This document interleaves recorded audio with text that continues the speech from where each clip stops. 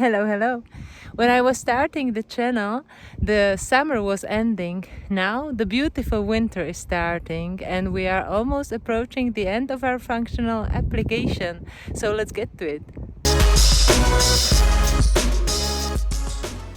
So let's finally connect the pieces. When we run our application at the moment, we can see only one card.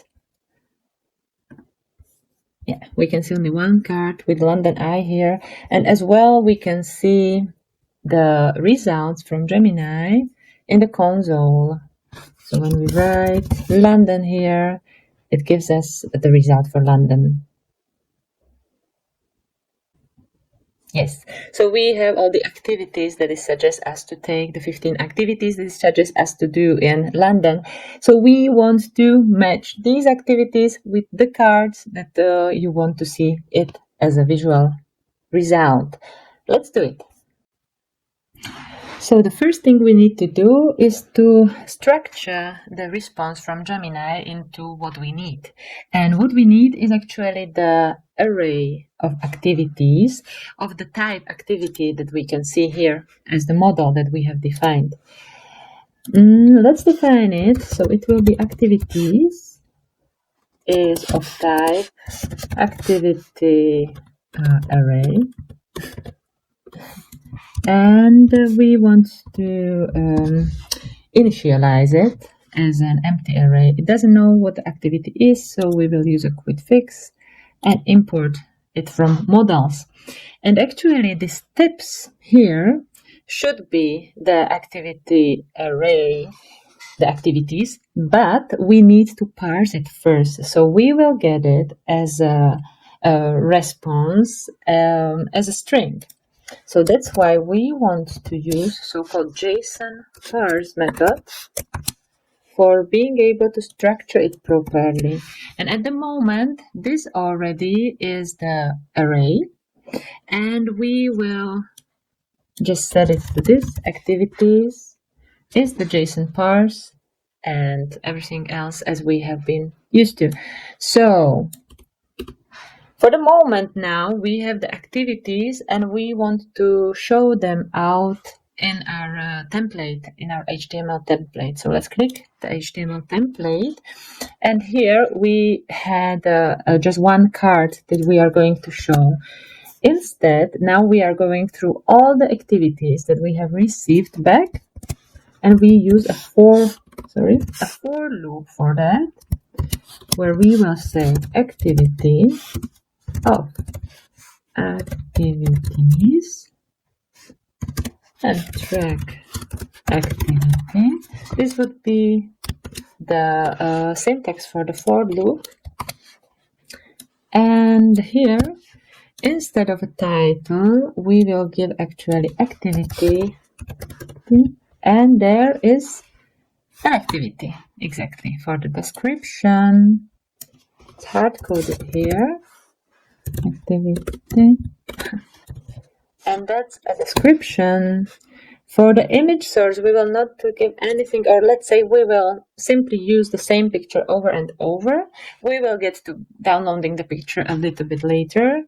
And for the link, when we click it, we will use activity link. Perfect, let's try. So let's try it. Let's write London as usually and wait for the response. Yeah, it needs a little bit of styling and of course different pictures, but these are now our activities in London, and when you look at them, they turn into various activities. Of course, this is not what we want to have in the end, so let's structure it, let's style it. For the purpose of better styling, we will use a display called grid. Let's first wrap our activities in a div. In a div that will have a class called activities. And for this class, we will, let's say, display grid. And this grid is like some kind of grid that you can imagine in the real life.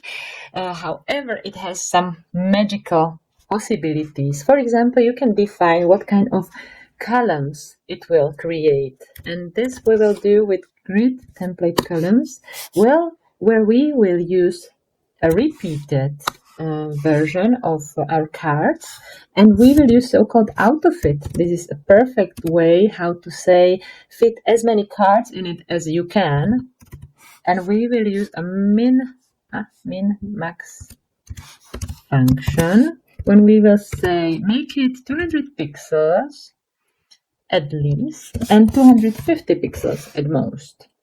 Let's say do it as much as you can write, but do it just with these numbers. And we want in between the cards to have some kind of gap. We don't want them to be squashed together, so we will use a grid gap of 1 rem. Also, we want to center everything that we have. Center content, justify content to be center. And last but not least, we need to also make the width of the whole view as large, as wide as possible. So we will use the whole width of the view. This is like 100 view width. Let's try it then. It's right here, London. This is not centered now. We will need to play around with that yet. Let's wait for the result.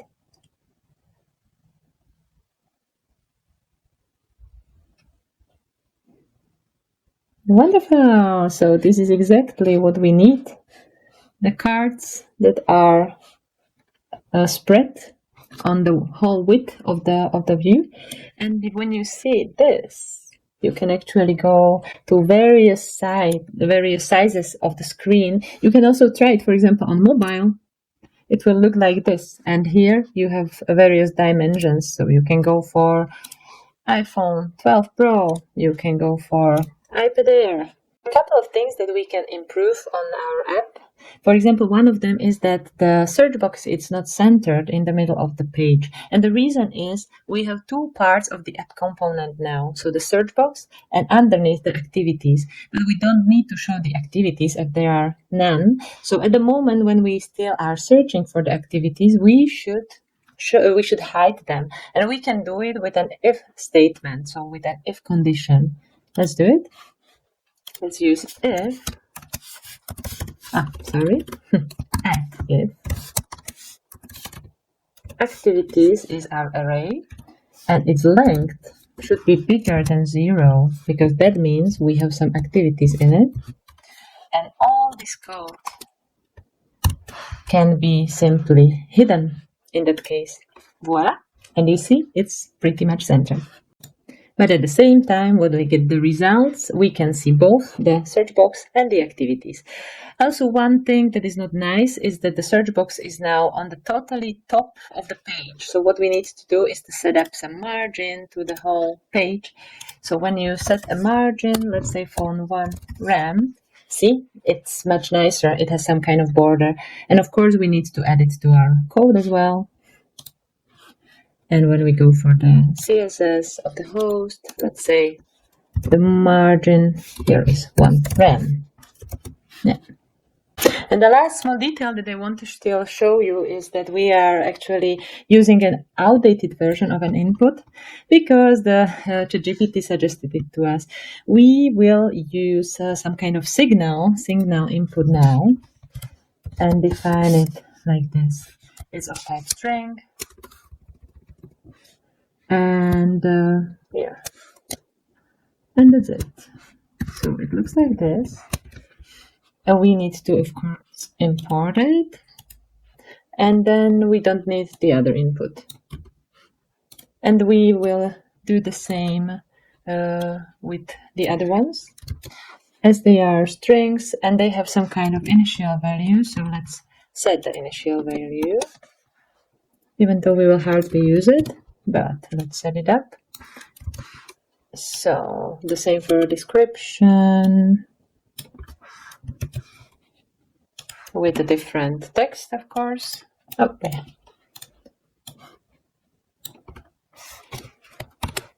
This is not what I wanted, like this. With the end. Oh no. with the end. And the same for the link.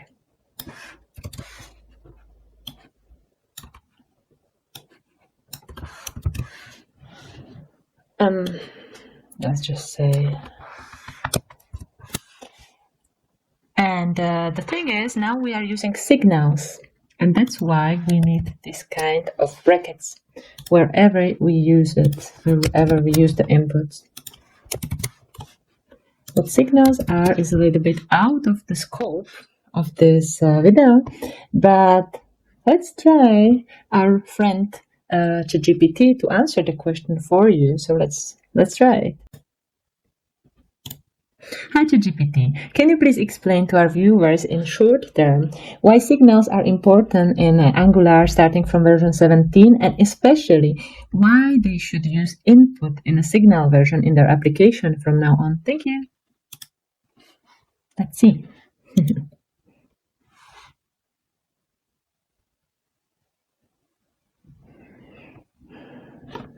Okay. In short, signals make Angular apps faster, simpler, and more maintainable. Switching to signal-based inputs is a great step toward writing modern, efficient Angular applications. That's why you should use it. Congratulations! So you made a working application where only some parts are missing, for example the pictures, and we also have a few AI tools that we want to try before we end. So I'm looking forward to see you in the next chapter. Bye bye!